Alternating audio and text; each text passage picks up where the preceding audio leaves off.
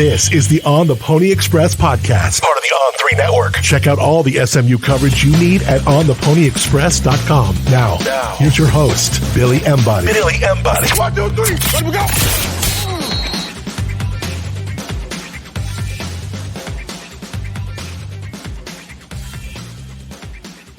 Welcome in, ladies and gentlemen, to another edition of the On the Pony Express podcast presented by Status Jet. Our friends at Status Jet are all about getting you guys from point A to point B, but doing it with that personal touch that you would expect from a private jet charter company.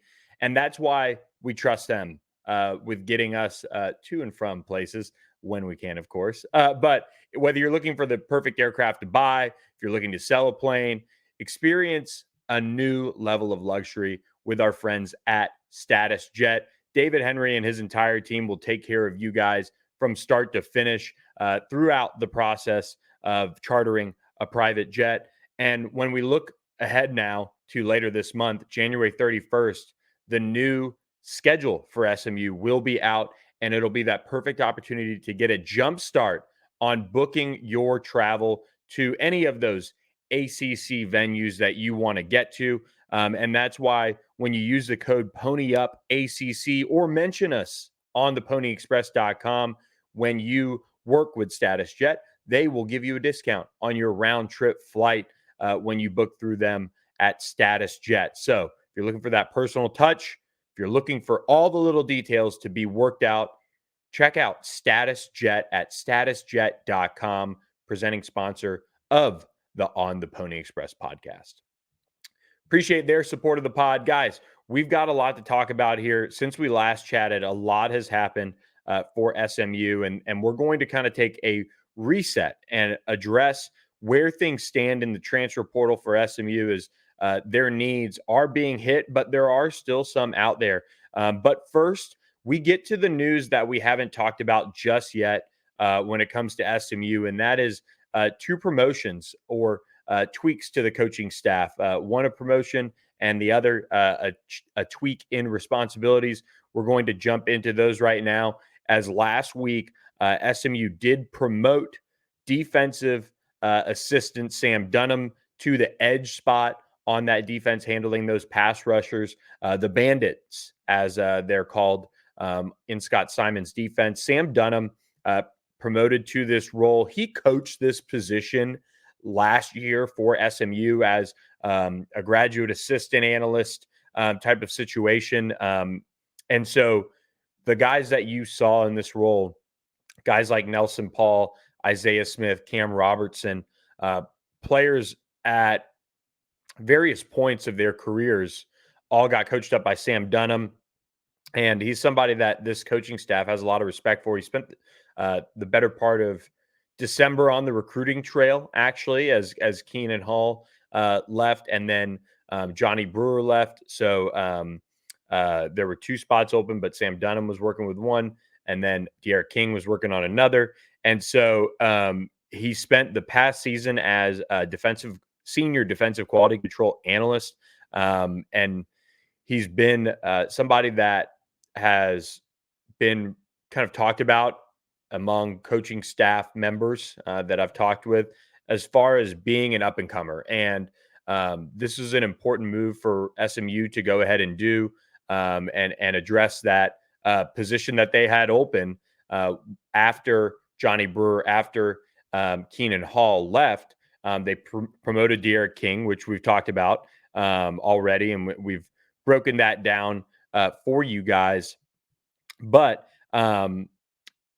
this coaching staff is in a position now, and I mentioned this on the board, where recruiting is so paramount to getting SMU to the level that they want to be at in the ACC. And we've seen that with the top 25 class that they have. I think it's still top 25 class that they still have in the 2025 class, which currently sits 15th overall, 4th in the ACC for the class of 2025. And we talk about fits and we talk about timing and all those things when you evaluate coaching moves. And this is an interesting one for Rhett Lashlee and Scott Simons, because look, Scott Simons, you want to retain him. You saw what SMU did under Scott Simons last year when they got some players in and addressed the positions and all of those things. Well, Sam Dunham was an integral part of that. So you promote him, you reward him, and now SMU can go from having 3 people coaching up safeties to having Ricky Hunley and Scott Simons back there in the secondary. And that's because SMU has moved Kyle Cooper over from safeties and special teams to be the running backs coach for SMU. And he's also retained that job as special teams coordinator. Now, here's the thing, guys. Kyle Cooper, for one, is one of the best recruiters on the staff. He's gone into East Texas, mined that area, and done very well. He's a big part in getting Derek McFall, the 4-star prospect, to sign with SMU. He is the lead recruiter on Demetrius Brisbane and Ricky Stewart. And is somebody that has clearly made his mark in that regard. And he's kind of bounced around, but when people see this, they say, well, he spent, time on the defensive side when he got back to SMU and all those things. Like, what's the deal here? Well, he started his career really on the offensive side with Rhett Lashlee. He was with them not only at Miami before he came over to SMU as when Rhett Lashlee was hired as the head coach, but he was also here with Rhett Lashlee when he was the offense coordinator, and then he latched on with him at UConn in 2017. So he's kind of been all over in terms of where he's coached, but he got his start on the offensive side of the ball. So this does make a little bit of sense for Rhett Lashlee with a veteran room and a room that is going to be key in terms of recruiting for the next couple of years, to give Kyle Cooper this opportunity. Now, I think it goes without saying that SMU has had really bad special teams for a long time.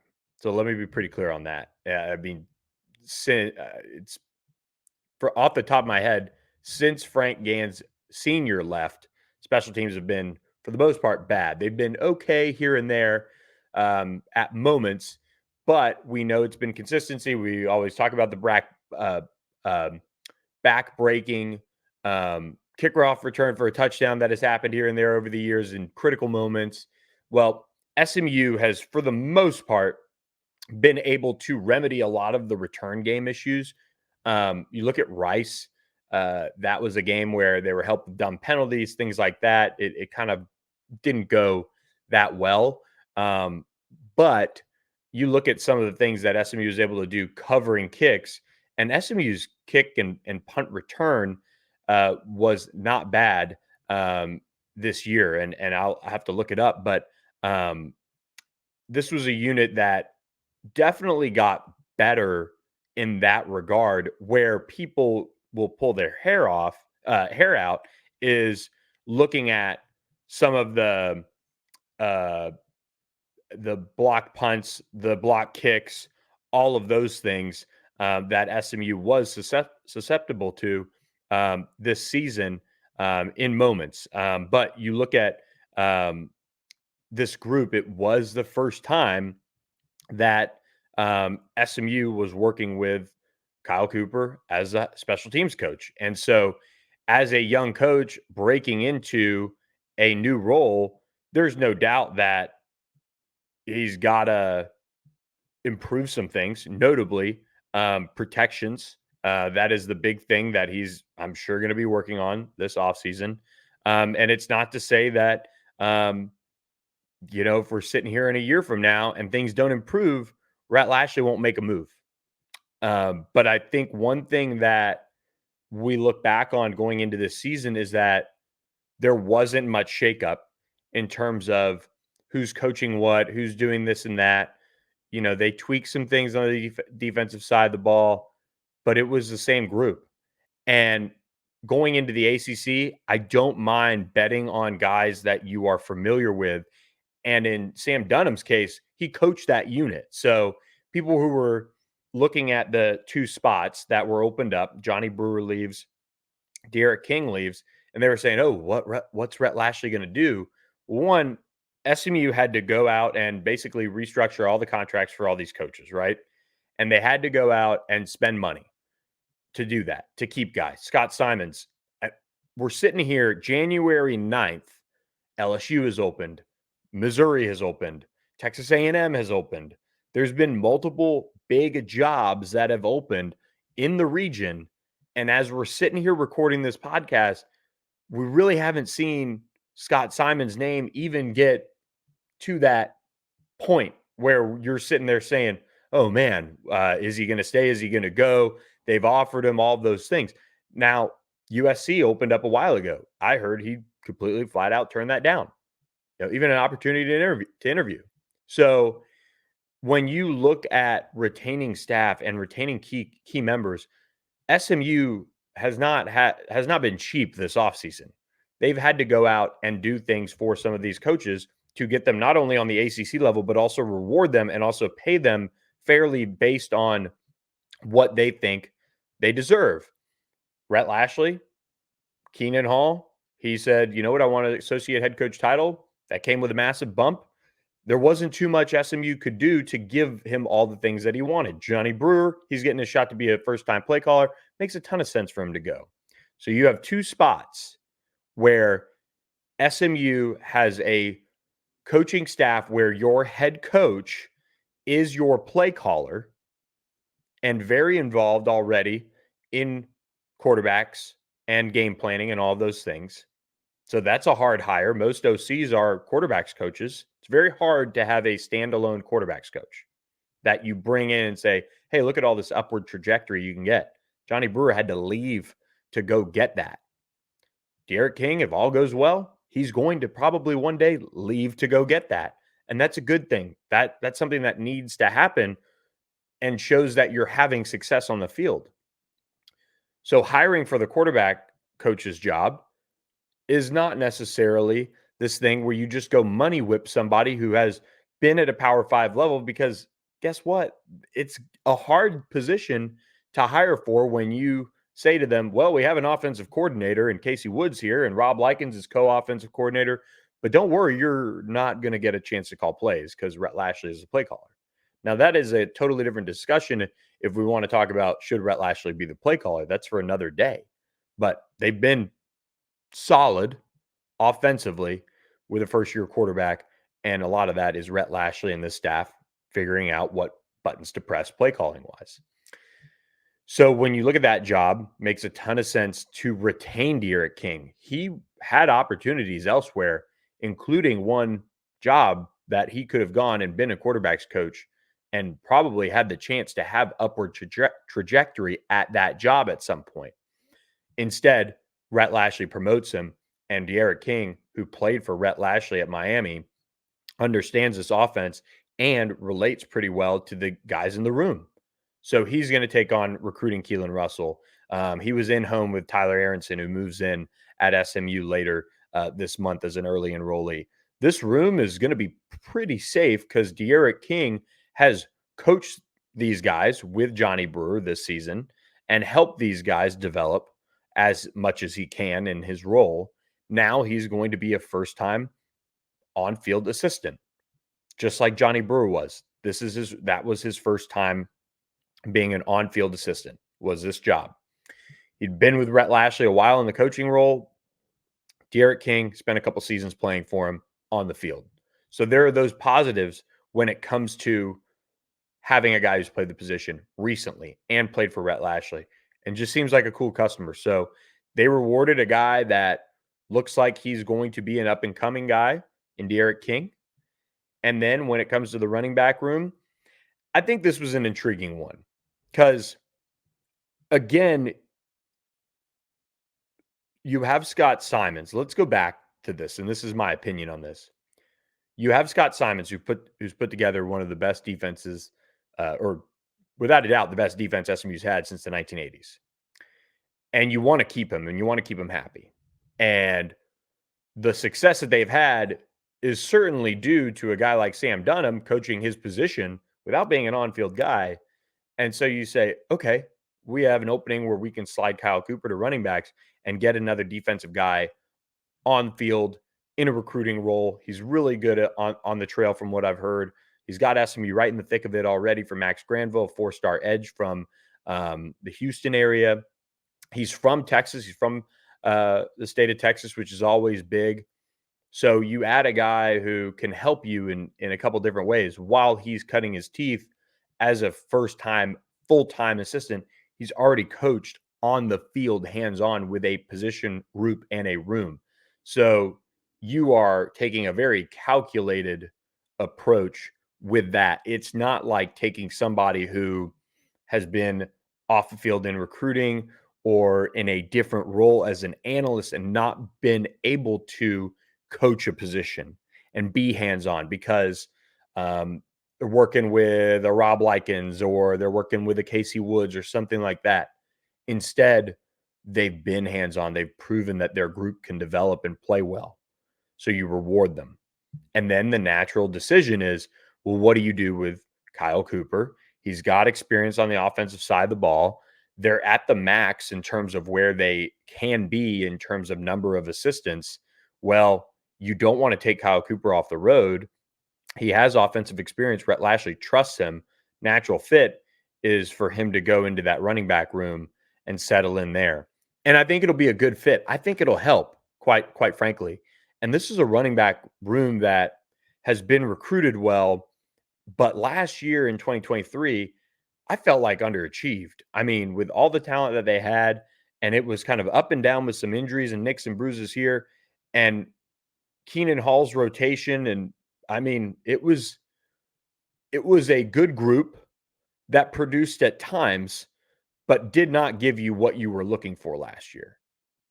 And coaching the running back room is not necessarily all about recruiting. It's not all about coaching.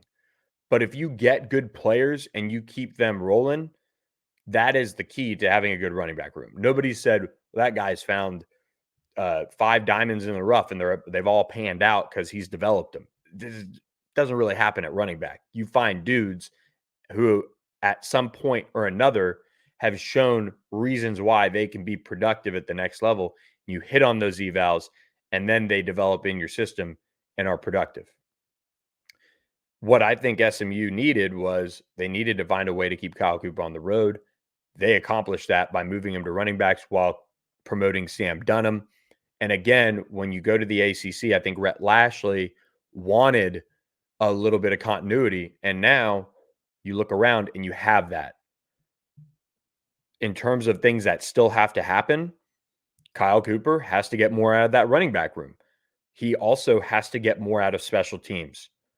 Garrett Clausen, the special teams analyst that was brought in before this season, they have to work together. They have to figure things out to improve that entire situation. You're going to have Colin Rogers back, who they need more out of. And I think we saw some improvements over the course of the year with him. You have a new punter in Isaac Pearson. You have your long snapper coming back in Will Benton, which is always a good thing. You are going to have to find a way to fix your protection issues first and foremost, because those are the big things right now that if you look at SMU and you look at the issues that they were presented with, those were the ones that really stuck out overall. And if you clean up those protection issues, then you can really move forward in a positive direction overall. So there was some good on special teams. They set up some good returns. Roger Daniels had a good year. They figured out at certain moments how to solve the brutal return game issues from early in the season. Remember, Keyshawn Smith was explosive coming in to SMU, had some big returns at Miami. Brian Massey, when healthy, showed how he could be an explosive return man. But SMU basically fiddled with that position of kick return for the first 3 or 4 games and then finally settled in on Roger Daniels, and he was able to do some things. And then he also had a good year as a punt returner. So they took some time to figure things out on that front and check those boxes. But the biggest thing he has to do is he has to fix the protection. SMU did a decent job covering kicks this year and covering punt returns. They really did, in my opinion, at least. And I know the bar has been very low over the years for SMU when it comes to special teams, but that's been something where they can fix that and address it. And I think they did in the right way. for SMU. So that is kind of the breakdown now that we pretty much know the entire situation when it comes to the when it comes to the coaching staff. At least as of now, we're not anticipating any changes in that regard. So that is good for the Mustangs without a doubt. So with that, guys, let me take a quick second here and tell you about our friends at Game Time. I love Game Time. They're always there for me and my wife whenever we're looking for tickets. A lot of the times right now, we kind of look at events. We say, "Oh, that's cool. Look at that country concert," or look at that entire setup um, for the show or whatever that works for us. Let's go to it. Let's check it out. Well, how do we get tickets? How do we get them fast? We go to Game Time, and that's why, for example, later this month, you guys looking for SMU basketball tickets? They just came off the tough loss against Memphis, but they're playing some good basketball in the AAC overall. Check out those deals that they have for you on Game Time, GameTime.co, or use the Game Time app to get the quickest and easiest ways to buy tickets. I'm telling you, it just takes a couple taps. Once you figure out what tickets you want, they give you seat previews of what you're going to see from those tickets. They have zone deals, they have flash deals that you can get in many cases. But the big thing is use promo code PONY for $20 off your first order. When you download that Game Time app, terms do apply, but when you download it, create an account, and use the code PONY for $20 off your first order, you can get hooked up on Game Time using the Game Time app. The Game Time guarantee hooks it up when you find the same tickets. When you find tickets in the same section and row for less, Game Time will credit you 110% of that difference. So check that out. Game Time, official ticketing app of On the Pony Express and On3. Guys, SMU did pick up another transfer portal commitment, and this time it's on the defensive line, something that we know SMU needed to address in a big way. Well, they went out and got yet another big defensive tackle from Arkansas. It is Taurean Carter, who comes back to the Dallas area for his final 2 years of eligibility. Let's tee this up, guys. This is a position group that we knew SMU needed to address. And they brought in Jafari Harvey. They brought in Mike Lockhart. And now they bring in Jonathan Jefferson and Taurean Carter. Both of those last two guys have 2 years of eligibility remaining. So when we look up in a year, Omari Abor, Jonathan Jefferson, Taurean Carter are still going to have at least 1 year of eligibility remaining, which is good. You're not going to have to go through necessarily the entire changing of the guard again. You're going to lose Elijah Roberts. You're going to lose Jafari Harvey. You're going to lose Mike Lockhart and Corey Roberson, but you're not going to lose all four of your starters like they did across the board when they lost Jordan Miller or losing four starters when you lose Jordan Miller, Elijah Chapman, Devere Levelston, and Nelson Paul. So Taurean Carter's an interesting guy. He's always been good to us when it comes to the recruiting side of things. I remember him coming out of Mansfield Legacy here in the DFW area. He was all the way back in the class of 2019. He was a top 75 defensive tackle coming out of high school, according to the On3 industry ranking. He made 32 appearances for the Razorbacks while in Fayetteville. He redshirted as a freshman. He played in 21 games over the next 2 seasons before missing all of 2022 with a knee injury, and then returned to full health this past season to play in 11 games. He posted 60 tackles and 1.5 sacks over his career. And his redshirt senior year, this past year, he posted career highs in tackles with 25 and sacks 1.5. So this is a guy that will come in. It's about 6'3", 290, and be able to be another rotational guy. You have Mike Lockhart, who's probably going to be your nose tackle as of now, at least. And then you have Corey Roberson, who's going to back up at defensive tackle. And then you have Taurean Carter and Jonathan Jefferson, who are going to fight over that other starting defensive tackle spot, because you have Elijah Roberts and you have Jafari Harvey out on the edge. You have Jalen Samuels, Isaiah Smith, Cam Robertson coming back. Omari Abor, you hope, puts it all together and can be healthy and ready to go and provide you some more competition. You can do all of those things with those guys. And again, it provides you some versatility and ways to address that position in many ways. I would still sit here and say versatility has been the key for SMU along the defensive line. And when it comes to improving that group, it's just as important as being able to sign a bunch of guys who are big and strong and can play and all those things. Well, they've been able to sign guys that can plug in at different spots and help this team. So SMU finished inside the AP top 25 for the first time since 1984, finishing at number 22. And they're looking to continue that momentum going into the ACC. And when you saw the coaches poll come out, I think they finished 24th in that one. A lot of the way too early rankings, they have them in the top 25.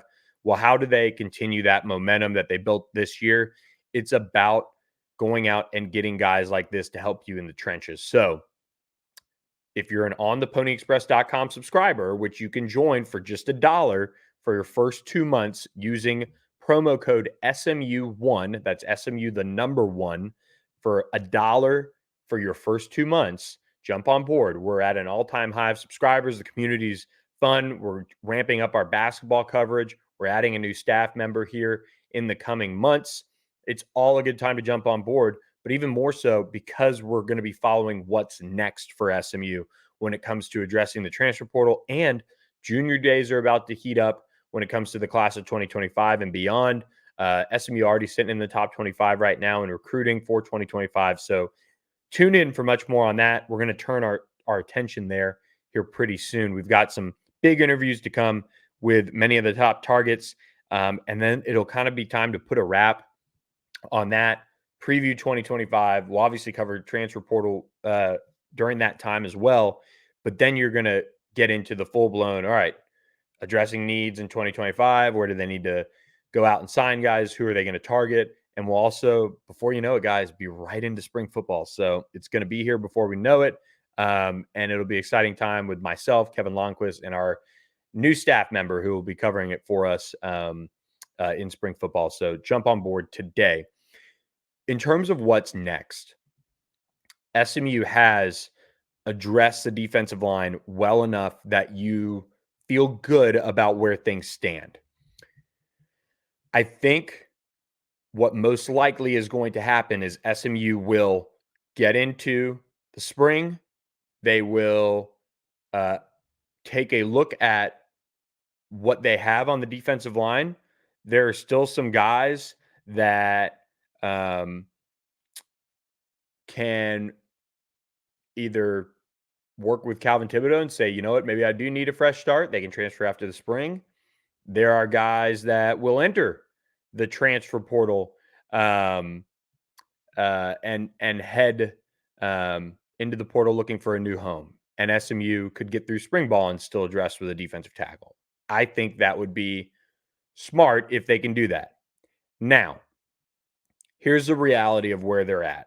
And this is by my count. And so somewhere I'm missing someone that has moved on, or SMU is going to medically retire them or something like that.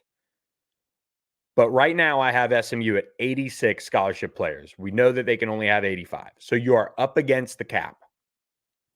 So where do they go from here? There's got to be one guy that at least leaves at some point, or again, is moved into, medical retirement or something. We'll be looking out for that at On the Pony Express. And again, my count could be off. I could be completely missing somebody that transferred and is still on my sheet. But regardless, SMU still has needs to address. And so they have to go out at certain positions and do that. And that means there will be more attrition, which I would expect after the spring. Somebody's going to be able to graduate. Somebody's going to be able to find a way to move on, all of those things. So where do they go to address? I still think defensive line is somewhere I would try to address if I could. Hopefully with somebody, if you're SMU, that has 3 to 4 years left.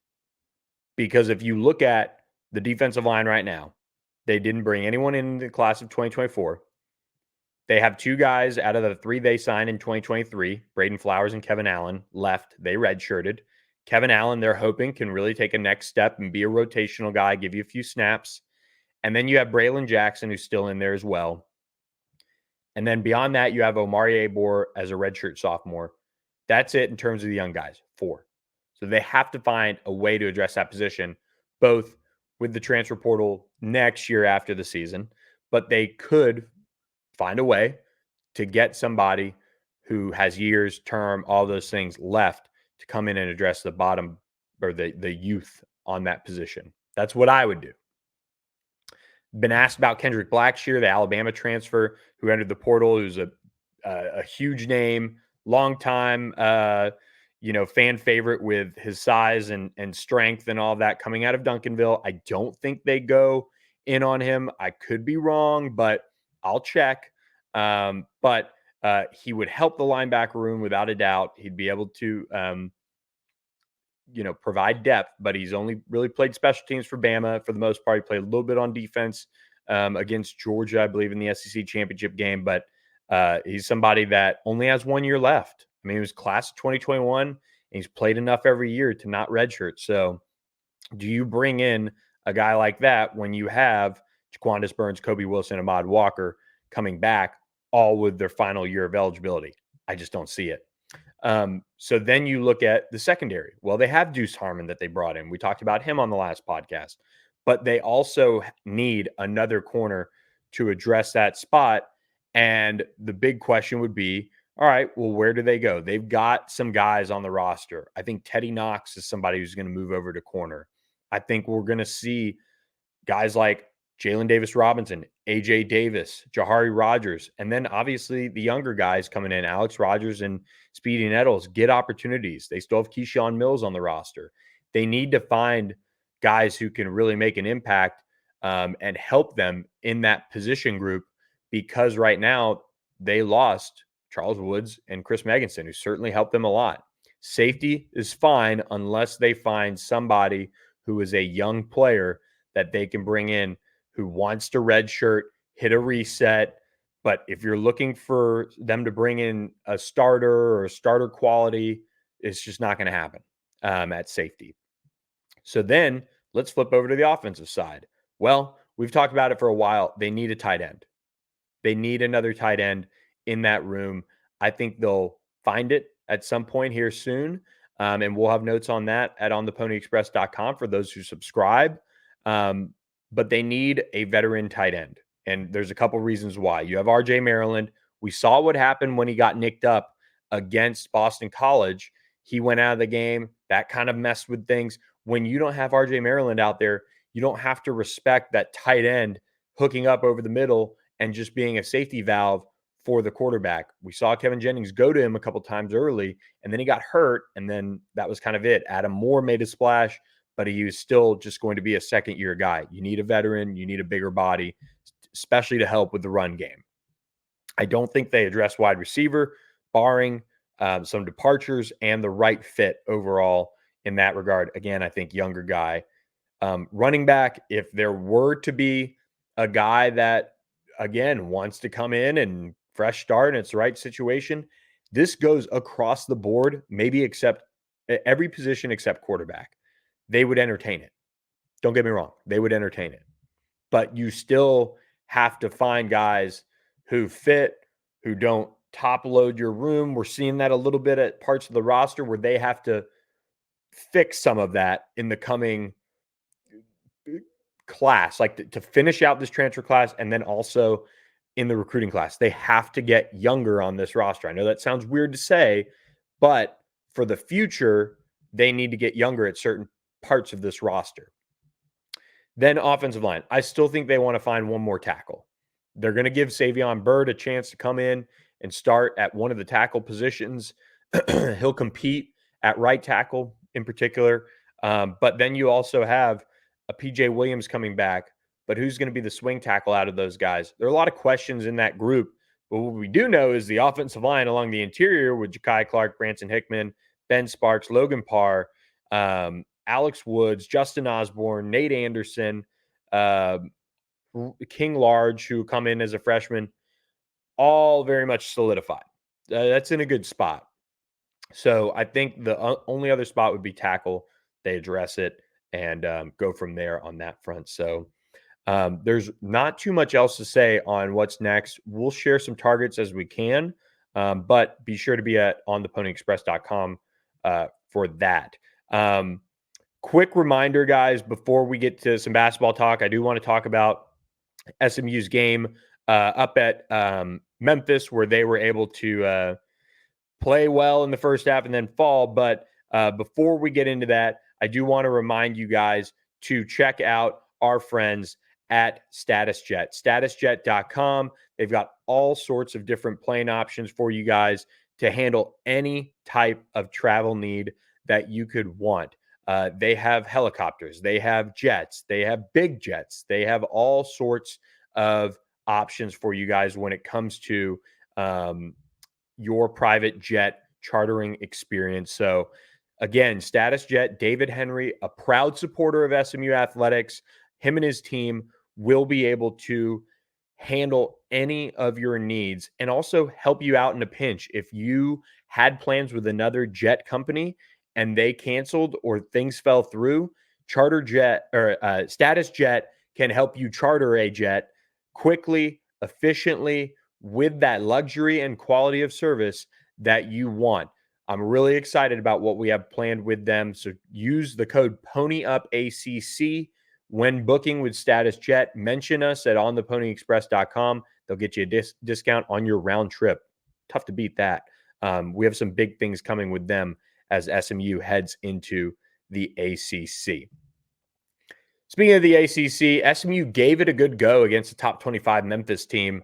I guess it was Sunday afternoon, playing up there at Memphis for the final time as an AAC member. But SMU built a 12-point halftime lead, had a 15-point lead going into about 5 minutes left in the first half, but ultimately wasn't enough. They lost 62-59. They fall to 10-5 overall, 1-1 in the AAC. Their next game, they get basically 6 days. They head to East Carolina on Saturday, January 13th at 3 p.m. Central on ESPN+. This is a tough loss for SMU for many reasons. They went up to Memphis, and I felt like took it to them in the first half with strong defense, toughness, all the things we've seen from SMU throughout the season in terms of their ability to limit offensive production. I mean, I was talking to one of my buddies, and we worked together, Matthew Bruni, who's a friend of his show. And I said, "You watching this game?" He said, "Yep, took the under on Memphis, took the under on the whole thing." That's the type of play SMU's had. You've got outsiders, in a way, going in and saying, you know what, I know this is going to end up being an under for the opposing team. SMU's defense is that good. What they couldn't do is hit from beyond the arc. 3 for 21 from 3-point range, and then 12 of 21 from the charity stripe. Goes back to last year. Kind of the same thing from the free throw line. Couldn't get it done. They were out rebounding Memphis 25-9 in the first half, and it finished up with Memphis out rebounding SMU in the second half, 26-18. So your best players in big games have to step up. Zurich Phelps, Chuck Harris didn't have their best outings. And, you know, when SMU was dominating points in the paint, I think they finished winning the edge there. You got to go back to that. And you've got to be able to find a way to force this team to play that way. And this is not a team that at any point under Rob Lanier so far has shown offensive creativity and beauty and timing and all those things that you want. But what they have played with is a ton of heart, toughness, defense. That's what they've hung their hat on. And this team is good enough to be very much in the picture for the AAC. But what we already know, sitting here, going into week 2 of January, they're out of the NCAA tournament picture, barring winning the conference. And, I mean, maybe going undefeated in conference play. They're out of it. They're going to have to go on an improbable run to do it, to make the NCAA tournament. And they still got to play FAU at some point. They got to play Memphis again. It's a team now that, all right, can you make the NIT? They've matched their win total from a year ago, which is great. That's improvement. But it's still just not where this program needs to be when you're heading into a conference like the ACC in basketball next year. And I don't know how you fix it. But when all else fails, when it comes to this team's offensive identity, it's got to be less is more. You've got to find a way to shut down certain guys' desire to play a little bit of hero ball, to take things into their own hands. It's just not working. So it was encouraging to see them play that well. But seeing them fall apart, and even in the final minutes, have opportunities. The game was tied with 2 minutes left, and SMU didn't score a single point. They missed the second part of Tyreek Smith, made the first to tie it, missed the second. And from there, the game was tied. Memphis didn't score another point until the final 3 seconds when Javon Quinterly hit that three-pointer. That's where it's so disappointing for SMU. So disappointing. So they played hard. They played tough. They haven't been able to get things to go their way when it has mattered in some of these big games. So they've taken steps in the right direction. Don't get me wrong. But now this team has to basically be perfect to make the NCAA tournament. They have the NIT in front of them. That can certainly still happen. But some of the inability offensively to produce at key moments when it matters is going to cost them. And they're, probably not going to go undefeated the rest of the way in AAC play. It's going to be hard to do. So disappointing loss, encouraging in the first half, but this team is who it is, and that is one that plays really hard defensively, really tough basketball, but they can't get it going offensively when it matters in particular. So with that, guys, hope you guys enjoyed this edition of the podcast. We're going to do our members-only podcast, which is now coming in-house as well at ontheponyexpress.com. In the next day or so, we'll do that. We'll talk a little bit more in depth about the team. I'm going to grade them, and then we'll keep things rolling. So hope you guys enjoyed this edition of the podcast, and we will catch you guys next time. Hope you guys have a great rest of the week. Thanks for listening to the On the Pony Express podcast. Thanks for listening to the On the Pony Express podcast with Billy Embody. Follow us on your socials on X at SMU_on3 and on Instagram at on3SMU. And keep it locked to ontheponyexpress.com for more coverage.